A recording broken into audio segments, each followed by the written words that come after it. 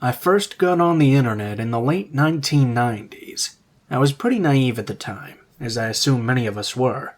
I was just so overwhelmed by the amount of people that I met and the supposed friends I had made. I was 16 years old, and I was really at odds with my parents at the time. That was when I began talking to a girl who lived in California. Although we never had any sort of romantic talking, we became what I believed were really good friends. I told her quite a lot about what was going on in my life, and a couple of weeks after we began talking, she told me that if I ever needed a place to live, that I could come and stay with her. Well, I took her completely seriously, so I decided to just up and leave in the middle of the night one night and take the Greyhound all the way to California. I didn't have much money, but there was enough to get me to where I was going. However, after the nearly 4-day bus trip across the country, when I got to the station, she was nowhere to be seen. I tried calling her, and there was no answer. I thought that maybe she was just on her way to pick me up, but I waited, and I called, and waited, and called again. I soon came to the realization that she was never going to come and get me. So because I believed someone that I really didn't know, I ended up in a city that I knew nothing about, with no money, no family, and no friends. I wasn't sure what to do. I couldn't exactly call my parents. I know a lot of you probably think that I could, but they would have told me that I had made the mess and I would have had to find my way out of it. I spent as much time as I could in the bus station, but my time ran out when I was asked by a security guard to show my bus ticket. I didn't have one, so I was forced to leave the station and wander around LA all on my own. I think most people would be surprised at the things you would do when you have no money and no way to get food or shelter. Your qualms about taking food out of the garbage go away very quickly, as do your cares about breaking into abandoned buildings in order to find a place to sleep. Yeah, I was naive and somewhat stupid for going to California in the first place, but I also found myself to be extremely more trusting of other people that I didn't know. After about a week of sleeping on the streets, trying to find some sort of runaway shelter, and failing, I was sleeping in an alley. Something woke me up. I moved my leg a little bit. I was barely aware of it, but then I felt it was definitely someone who was kicking me lightly in the side of the leg. When I woke up, I saw a rather large man standing right next to me. Startled, I jumped up and was about to run away. The man stopped me. He told me he wasn't a cop and he wasn't going to hurt me or anything. He just told me he'd noticed me sleeping in the alleyway and wondered if he could get me a bite to eat and maybe give me a place to sleep for just one night. Well, I was quite eager for both, so I readily agreed. He took me to a fast food restaurant and let me order a ton of food. I scarfed it all down while he talked to me. I don't really know how much of it I actually heard. It just felt so good to be getting some hot food in me. He then loaded me up in his car and told me he'd find me a place to sleep for the night. I honestly thought this meant he would be taking me to a motel or something. He didn't, though. He took me to this house outside the city. It looked abandoned or something. The lawn was uncared for. The place was not kept up at all. I recall one of the windows even being boarded up as well. Still, I wasn't too picky about it. I had slept in at least 2 other abandoned buildings in the past week, so having another one was no big deal. The man opened the door, which wasn't unlocked. He let me walk first into the building. It was dark, and he didn't move to turn on the light. He walked me over to a door and then opened it, telling me I could sleep inside there. I didn't know how to respond, really. I looked into the doorway and saw that it wasn't a room. In fact, it was a staircase leading downward. For the first time, I paused. When I did, the jerk grabbed me from behind and shoved me down the stairs. I fell hard all the way down to the bottom. As I did, I heard him close and then lock the door. A few moments later, I heard his car start up, and he drove away. This was an odd situation. I was homeless, and even though I was locked in a room, I was not outside. However, I was also put in a place against my will. I explored the room, and really there was nothing there. No food, no water, no bed, not even a blanket. It was just a completely empty basement. There was a window, but it was too high up on the wall for me to have any chance of reaching it. I decided to go to sleep and just wait and see what the man was planning on doing to me. He didn't come back right away. In fact, I fell asleep and was woken up in the morning by the sun shining through the window.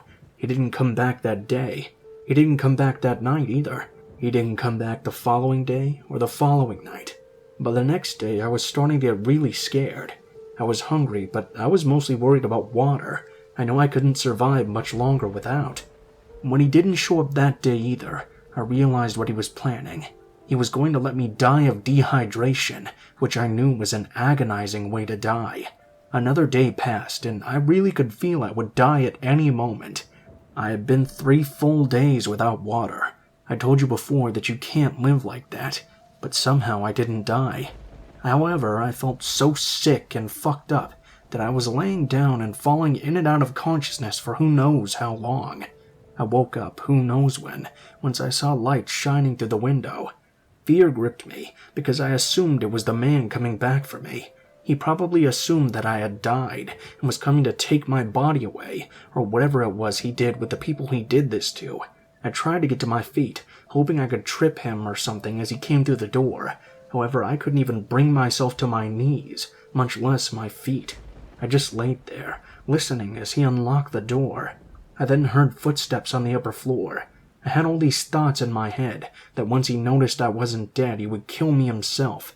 I wanted to be ready for something, but I didn't even know what I could do.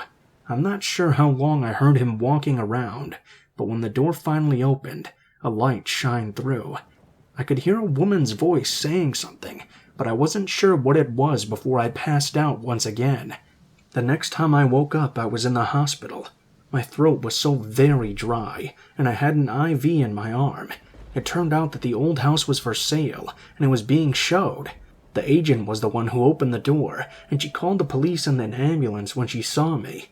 I told the cops about the man, but there was no indication who he was. He wasn't the owner of the house, and as far as they knew, he never came back. The police told me they figured he was just some sicko who wanted people to find dead bodies in their basements. I wasn't the first person they had found in such a predicament. I was just lucky that I managed to live as long as I did. Since I was a minor, my parents were contacted, and they put me on a plane and brought me home. Interestingly enough, the problems we had seemed very minor once I got back.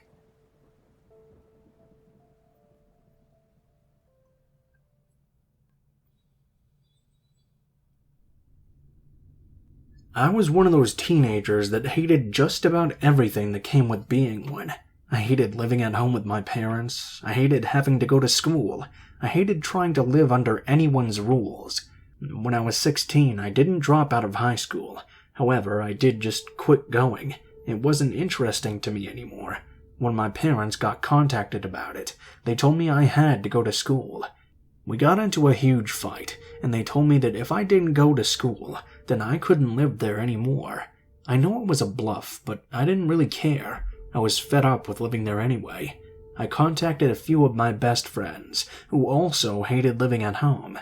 My friend Carl had a car, and we decided that we'd take what we had, load up the car, and just go out and live our lives away from our families. We started driving west. I figured we'd drive through some mountain states, then head to California. It seemed like the best place to run away from home. We all had a little bit of money, and it was enough to keep us filled with gas and keep us fed for a little while. I was the first one to run out, though. I didn't really ration it nearly as well as I should have. When you spend a lot of time with people in a car, especially if you've never been with them so long before, it can get a little testy as well. I think the fact that I didn't have any money made everyone sort of peeved at me. While we were driving through the mountains in Colorado, we stopped to take a bathroom break. When I was done and zipping up, I heard the car start. As I tried to run back to the area where we had parked, I saw the car driving away without me. I yelled, demanded for them to come back. One of the guys flipped me the bird as they drove off. Now I really had no idea what to do, so I walked along the side of the road. We were way up high in the mountains, and the altitude was starting to make me sick. A few cars went by me, and I tried hitching from them, but I guess most people don't want to pick up a lonely guy hitchhiking way up in the mountains. I had been hitching for several hours at this point, and it was very dark. Of course, when it got dark, the temperature fell as well, and I began to fear for my life. Finally, after hours had passed, a car came and picked me up. I eagerly jumped in the passenger seat. The man who picked me up seemed pretty normal at first. He was a bigger guy, really fit, and looked like he probably worked out quite a lot. He was driving a luxury car with seat warmers, so I figured he was also decently well off. He also seemed really interested in helping me. It was after we had some normal small talk that he began asking me a bit about myself. He asked just why I was outside and hiking in the mountains. I told him that my friends had abandoned me when I'd run out of money. He asked how old I was, and I told him I was 18. I think he knew I was lying, though. I barely looked 16, and anyone could tell. He then got very interested in my story, and why I had left with my friends to begin with. I was so thankful to have him pick me up that I just kept answering all of his questions without thinking that he could have a motive or not. I slipped up and told him I had left home because my parents and I weren't getting along. I don't think that at the time I had really caught on that he was fishing for information, or that I had just admitted I was a teenage runaway. Furthermore, I was a teenage runaway that no one knew where he was. The guy began telling me a story about the last time he had picked up a hitchhiker. He made it seem like it was something he had done often. He told me it was another underage kid, making me realize that he knew I was lying. I asked him what happened with the kid, and his response scared the crap out of me. Only I'll ever know. I tried to keep my fear hidden. I had so recently been grateful that I had been given a ride, but I was beginning to grow terrified. I kept trying to steer the talk back to this other hitchhiker, but he kept avoiding it. He kept fishing around for information about me and my home life. I was shaking throughout the ride, convinced I was going to be a story this guy would one day tell another hitchhiker. I, however, didn't make it seem like I was afraid of him in any way.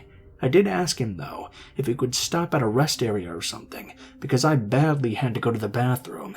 He seemed unwilling to stop, so I began holding myself and making my legs jump a little. He told me he'd stop at a nearby gas station. It took us about 15 minutes to get there, and when he stopped, I told him I'd be back and ran out into the store. I immediately let the cashier know that I thought I was in deep trouble. I pointed to the car up by the pump. The man saw me talking to the clerk at that point and quickly pulled away from the pump and took off fast down the road. That, in my mind, confirmed what I had believed. At this point, I was done with my adventure. I asked the clerk if I could use the phone, and I did. I called my parents, who were worried about me, and they wired me the money to get home. It turns out that I was lucky, as my other friends, when they were out of money, held up a gas station, and they all got in a lot more trouble than I did.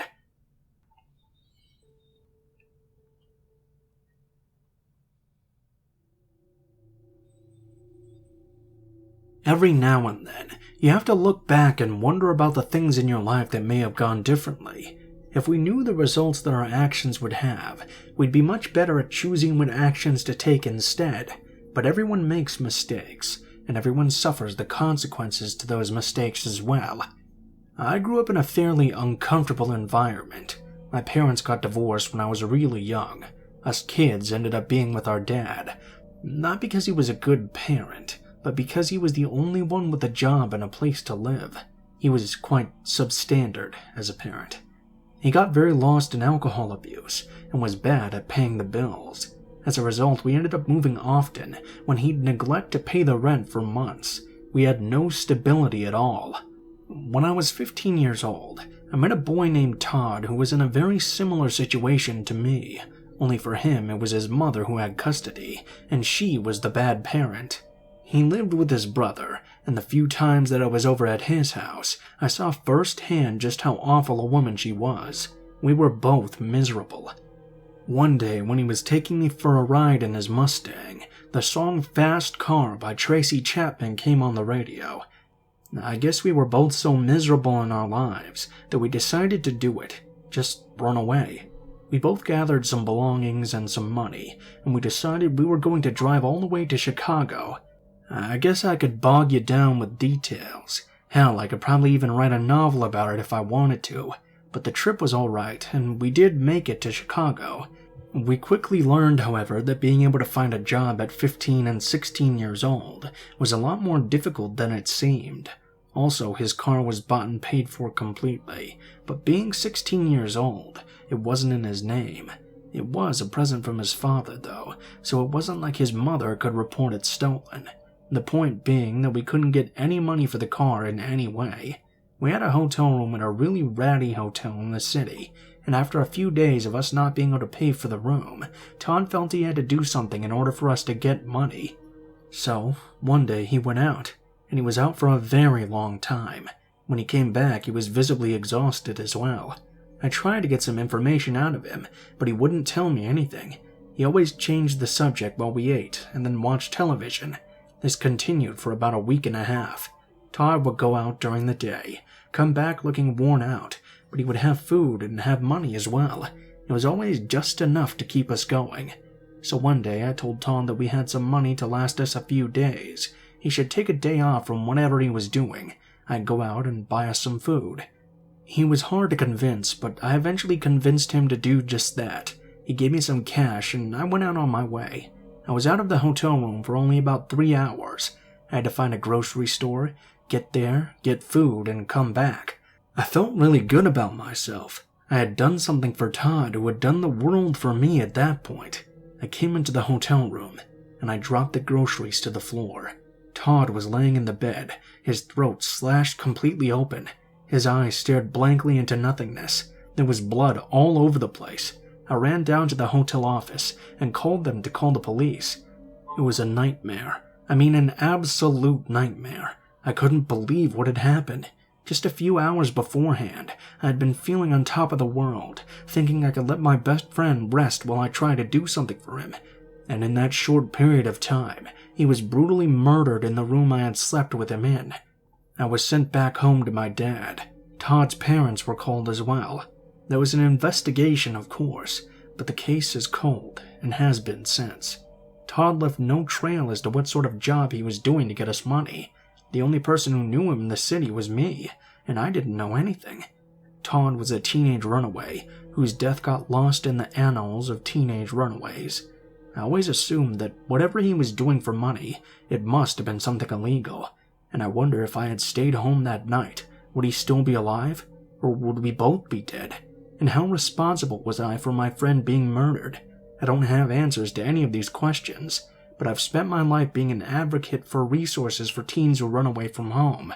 I hope that maybe some teenagers hearing this story will decide against running away. I mean, your life might be miserable, but it can always be a whole lot worse. And if you do run away, go to a shelter. Don't do anything illegal. The world's a lot scarier than you think it is. I miss you, Todd. That's all I can say to you. That, plus, I'm sorry.